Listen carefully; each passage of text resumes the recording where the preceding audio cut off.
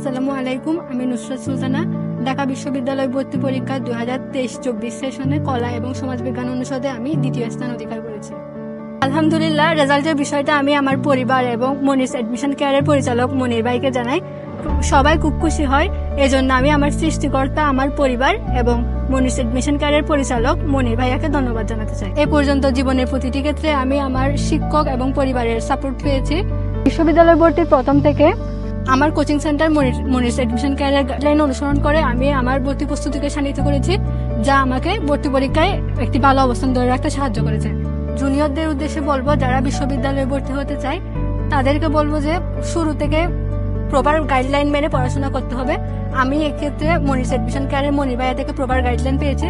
আপনারাও যদি এভাবে প্রপার গাইডলাইন মেনে প্রস্তুতি গ্রহণ করতে পারেন, তাহলে আপনারাও আপনাদের স্বপ্নের বিশ্ববিদ্যালয়ে ভর্তি হতে পারবেন।